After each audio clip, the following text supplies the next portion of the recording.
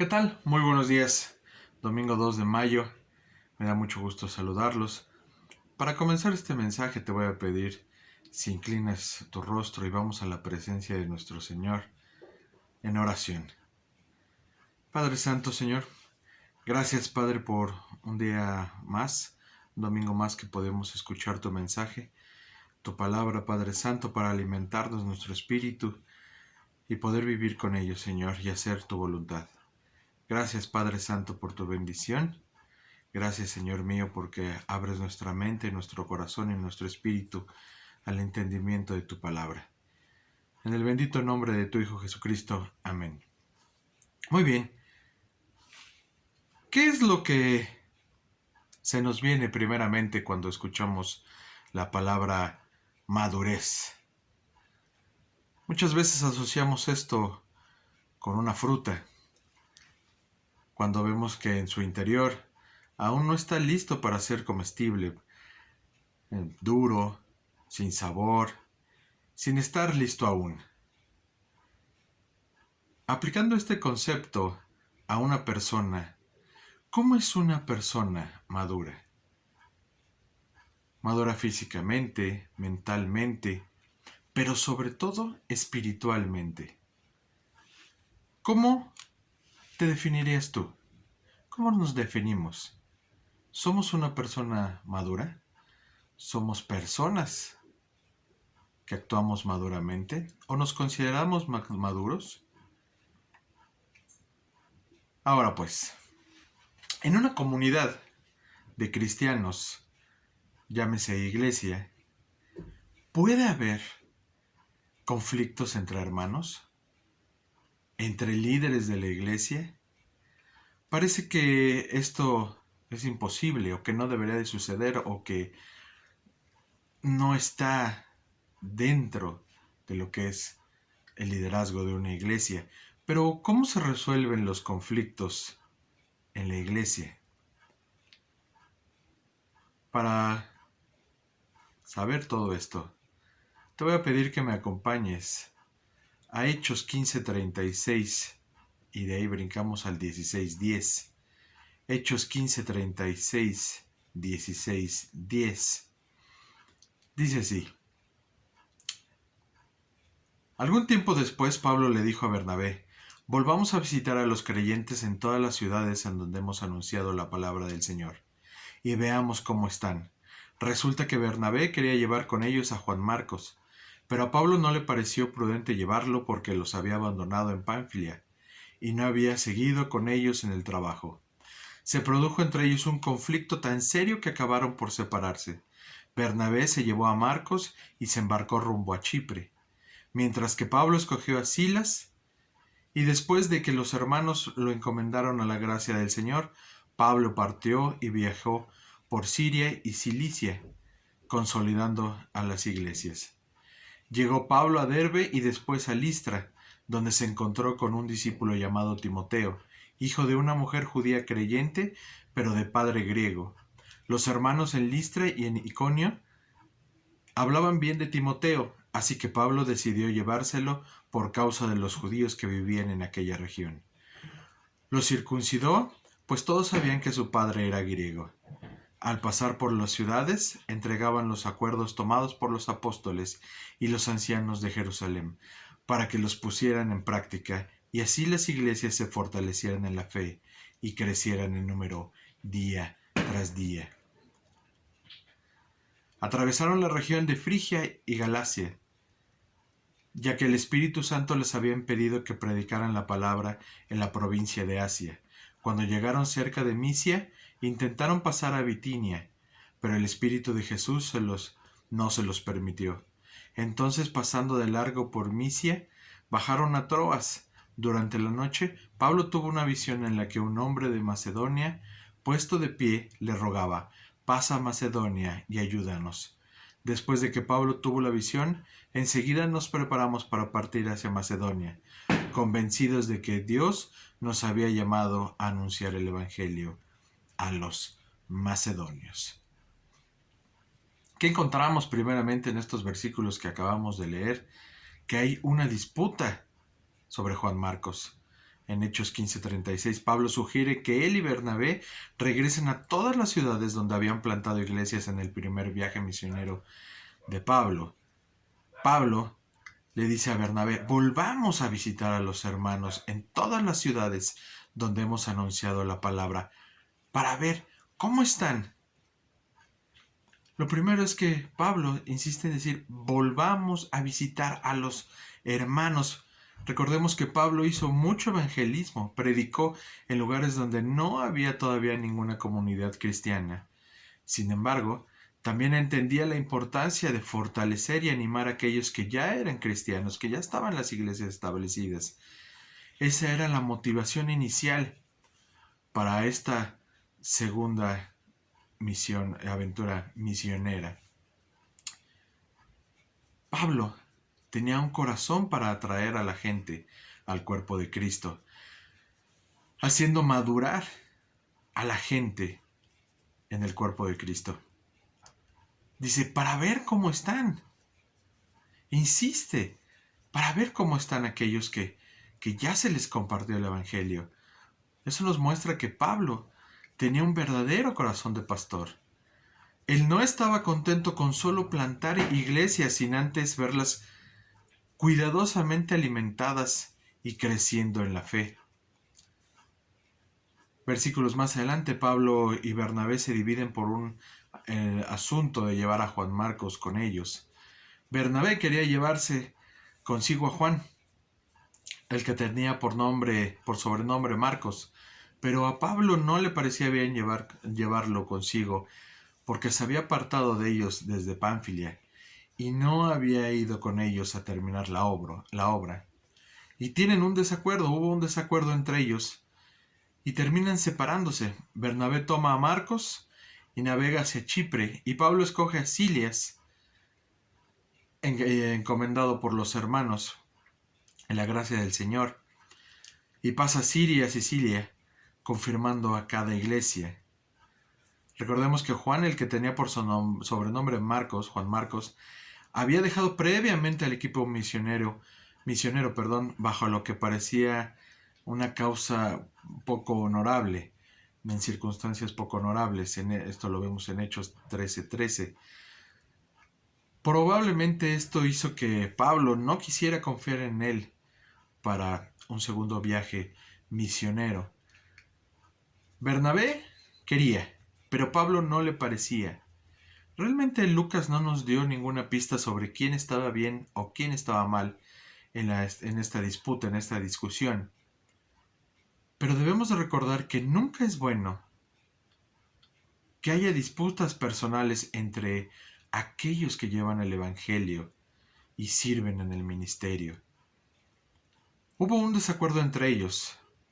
Recordemos que donde quiera que haya un desacuerdo, alguien está equivocado. Y usualmente hay equivocación en ambos lados. No puede haber una manera en que ambas partes, como Pablo y Bernabé, estuvieran caminando en el Espíritu del Señor teniendo problemas. No podemos mostrar que caminamos en el Espíritu y que estamos con el Señor cuando tenemos problemas con hermanos en la iglesia, con hermanos del mismo ministerio, con los que están a nuestro alrededor. Es una señal en que no estamos caminando realmente de la mano del Señor. La relación entre Pablo y Bernabé probablemente se había tensado cuando Bernabé estuvo del lado de los judaizantes en Antioquía, cuando Pedro los fue a visitar. Esto lo vemos en Gálatas 2:13.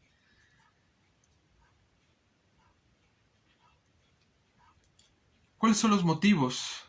Estos motivos causan una separación en el ministerio. Es difícil saber si su relación personal estuvo tensa por un periodo prolongado de tiempo. Pero como cristianos, hermanos, estamos obligados a resolver problemas de nuestras relaciones con otros antes de compartir el Evangelio. Pueden leer Mateo 5:23 y 24. ¿Cómo estamos llevando a cabo nuestras relaciones de una forma madura? ¿Cuál fue la primera palabra cuando comencé este mensaje. Madurez. ¿Somos maduros en nuestras relaciones cuando compartimos el Evangelio?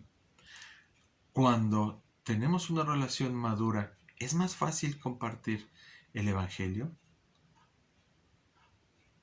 No hay duda que Dios utilizó esta división. Dios puede redimir el bien del mal. Sin embargo, todos somos responsables por el mal que hacemos. Incluso cuando Dios termina sacando lo bueno de lo malo, como Pablo y Bernabé, probablemente tenían que arreglar esto entre ellos, pero primeramente con Dios, porque somos discípulos del Señor. Pablo escoge a Silas, también llamado Silvano en varios pasajes. Se convirtió en una parte importante del equipo de Pablo en hacer la obra del ministerio. Silas fue reconocido como uno de los varones principales entre los hermanos, Hechos 15:22. Silas era un profeta. Silas era un ciudadano romano. Silas probablemente hablaba griego. Por este motivo, se vuelve una parte fundamental del equipo de Pablo. Pablo, su intención era confirmar iglesias. Este era el trabajo de Pablo, además del evangelismo. Los nuevos cristianos necesitan, los nuevos, los no tan nuevos y los más grandes, también necesitan iglesias fuertes para crecer y madurar en ellas. Como vemos en este segundo viaje misionero encontramos diferentes historias, situaciones, obstáculos, pero encontramos algo en común. Un apóstol, el apóstol Pablo, espiritualmente como un creyente maduro, cumpliendo la misión que Dios le había encomendado. ¿A qué nos referimos cuando hablamos de madurez espiritual? Primeramente vamos a recordar que las personas por naturaleza estamos muertas espiritualmente por la causa del pecado. Cuando creemos en Jesucristo nacemos de nuevo espiritualmente por la obra de Dios. Después de nacer de nuevo, somos unos bebés espirituales que vamos creciendo hasta convertirnos en una persona madura espiritualmente. El problema, hermanos, es que algunos de nosotros que hemos nacido de nuevo, nos quedamos en un estado de infantilismo espiritual. Vamos a leer este pasaje, 1 Corintios 3:1. De manera que yo, hermanos, no puedo hablarlos como a espirituales, sino como a carnales, como a niños en Cristo. Os di a beber leche y no vianda, porque aún no erais capaces, ni sois capaces todavía, porque aún sois carnales, pues habiendo entre vosotros celos, contiendas y disensiones, ¿no sois carnales y andáis como hombres? El apóstol Pablo es un ejemplo de una persona madura espiritualmente hablando. ¿En qué nivel de madurez estamos? ¿Seguimos siendo unos infantes? ¿O realmente vamos caminando paso a paso, vamos creciendo en el Evangelio, en nuestras relaciones, en nuestro amor por el prójimo? ¿Estamos caminando hacia una madurez espiritual? ¿Cuáles son las características de los creyentes maduros? Primero, sabe manejar las diferencias con otros cristianos. ¿Qué hubo entre Bernabé y Pablo? Estos conflictos detuvieron a Pablo y a Bernabé para no hacer la obra del Señor. Años después, Timoteo nos dice, 2 de Timoteo 4:11, solo Lucas está conmigo, toma a Marcos y tráelo contigo, porque me es útil para el ministerio. Años después, la situación entre Marcos fue solucionada. ¿Qué situaciones afronta hoy la iglesia, aunque esté separada por el momento? ¿Qué tal las reuniones de alabanza? en las reuniones de jóvenes, en las de formación de liderazgo. Siempre hay conflicto. ¿Y cómo se arregla si no somos maduros? Segundo, forma discípulos un creyente maduro. En la ciudad de Listra había un joven llamado Timoteo. Según este versículo, el versículo 2 que hablan los hermanos de Timoteo, daban un buen testimonio de Timoteo. ¿Qué quiso Pablo?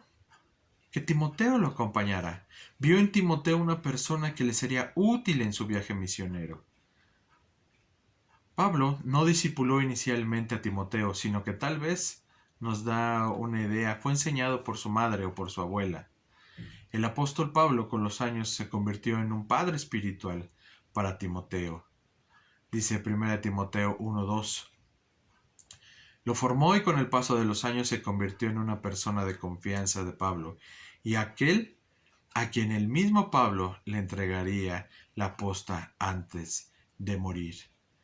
Hermanos, un cristiano maduro está enfocado en cumplir la gran comisión. Es guiado por el Espíritu Santo. ¿Qué hace en el versículo 6 y 7 el Espíritu Santo con Pablo? Dice, y atravesando Frigia y la provincia de Galicia les fue prohibido por el Espíritu Santo hablar la palabra en Asia. Y cuando llegaron a Misia, intentaron ir a Bitinia, pero el Espíritu no se los permitió. Y pasando junto a Misia, descendieron a Troas. Y se le mostró a Pablo una visión de noche. Un varón macedonio estaba en pie rogándole, diciendo, pasa a Macedonia y ayúdanos. Cuando vio la visión, enseguida procuramos para partir a Macedonia, dando por cierto que Dios los llamaba para que les anunciase el Evangelio. ¿Qué podemos ver en esta parte de la Escritura? ¿Qué hace el Espíritu Santo? ¿Qué le muestra al Espíritu Santo a Pablo? ¿Qué hace Pablo en el versículo 10? Primeramente, Pablo escucha la orden. Maduramente toma una decisión y obedece al Espíritu Santo. Inmediatamente actúa y cumple la orden que se le dio. No hay duda, no hay negativa, y mucho menos hay rebelión. Actúa de una forma madura en el Espíritu. Tiene discernimiento.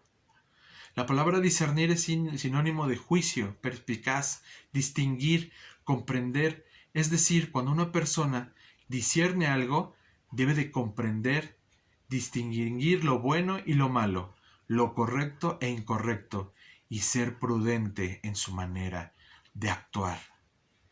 Distinguir lo bueno y lo malo, lo correcto e incorrecto, y actuar prudentemente.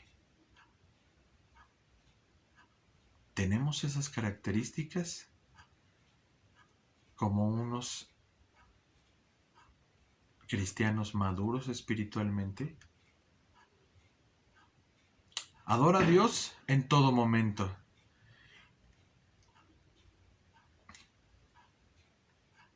Para ser un cristiano maduro hay que adorar a Dios, hermanos. Hay que alimentarnos con la palabra de Dios. Hay que involucrarse en la congregación. Un cristiano maduro es uno que es pronto para oír. Dice Santiago 1:19, por esto, mis amados hermanos, todo hombre sea pronto para oír, tardo para hablar, tardo para airarse. Una marca de inmadurez es un espíritu contencioso y divisivo debido a que vive en la carnalidad. Podemos verlo en 1 Corintios 3:1-3. Un cristiano maduro, hermanos, es aquel que conoce las Escrituras y aplica a su vida personal. Santiago 1:22, pero sed hacedores de la palabra y no tan solamente oidores, engañándonos a vosotros mismos. Un cristiano maduro es aquel que está continuamente creciendo en su vida espiritual. 1 Corintios 15:58. Así que, hermanos, estad firmes y constantes, creciendo en la obra del Señor siempre. Un cristiano maduro es aquel que sabe distinguir entre lo que es bueno y malo, entre lo que le conviene y no, lo que edifica y lo que no le edifica. 1 Corintios 10:23. Todo me es lícito, pero no todo conviene. Todo me es lícito, pero no todo edifica. La madurez de un cristiano, de nosotros los cristianos, hermanos, no se mide de acuerdo a cuántos años tengamos de ser cristianos o ser miembros de una iglesia, sino más bien conforme sea al crecimiento espiritual y cómo respondemos a la palabra de Dios. ¿Cuáles son las señales de una inmadurez espiritual? Una marca de la inmadurez es un acto indiferente hacia la predicación de la palabra de Dios. Otra marca más de inmadurez es una conducta necia, de niño espiritual. Dice 1 Corintios 14:20, hermanos, no seáis niños en el modo de pensar, sino sed niños en la malicia, pero maduros en el modo de pensar. Cristianos inmaduros seguido toman decisiones basadas en sus emociones o según el consejo de necios o por el sistema de valores del mundo. La palabra favorita de un inmaduro espiritual es ¿y qué tiene de malo? ¿Y qué tiene de malo? Romanos 12:2 dice, no se amolden al mundo actual, sino sean transformados mediante la renovación de su mente. Así podrán comprobar cuál es la voluntad de Dios, buena, agradable y perfecta. Para concluir este mensaje, características que se debe de encontrar en la vida de cualquier cristiano maduro. Atención a la palabra. Pon atención. Pongamos atención a la palabra de Dios. Compasión. Seamos compasivos. Contentamiento. Tengamos contentamiento con el prójimo, con uno mismo. Diligencia. Seamos diligentes. Dominio propio. Tengamos dominio propio. Fe. Fidelidad. Gratitud. Humildad. Lealtad. Mansedumbre. Orden. Paciencia. Responsabilidad y veracidad en nuestros hechos, en nuestros actos. Parece que la meta es muy alta. Parece que es prácticamente imposible lograr una madurez espiritual o caminar bajo estos preceptos. Tal vez hasta nos desilusione saber que muchas veces no cumplimos con todo lo necesario para ser maduro espiritualmente. ¿Qué estamos esperando? Aún hay tiempo para lograrlo. Aún tenemos tiempo para lograr la meta. Seamos cristianos maduros espiritualmente. No porque así lo creemos, no porque el pastor lo pide, no porque la iglesia lo solicita, porque así nos lo demanda nuestro Señor. Seamos maduros espiritualmente. No nada más nos fijemos en el físico, o en nuestro actuar, o en nuestras palabras, sino también pongamos atención a nuestro espíritu. Y de ahí realmente cambiaremos en todos los aspectos de nuestra madurez. No importa la edad que tengas. No importa. Lo que importa es que tengamos o caminemos hacia la madurez espiritual. Así nos lo es demandado por nuestro Señor. Vamos a orar para terminar este mensaje. Amado Padre, Señor, gracias porque lo que quieres es vernos maduros, porque lo que quieres es que caminemos en una madurez espiritual, Señor, guiados por tu palabra. Gracias, Padre Santo, porque tú nos alientas, tú nos dices y nos marcas el camino. Gracias, Señor mío, por tu palabra. Gracias por tu evangelio, Señor. Gracias porque nos quieres ver que cumplamos la meta, Padre. Ayúdanos, Señor, a ser maduros y a mostrarte con nuestras actitudes, para que el mundo pueda decir, es maduro físicamente, mentalmente, pero sobre todo tiene un espíritu que emana madurez. Gracias, Padre Santo. En el bendito nombre de tu Hijo Jesucristo. Amén. Muy bien, Dios los bendiga y esta semana y todas las que vienen seamos y busquemos nuestra madurez espiritual. Dios les bendiga.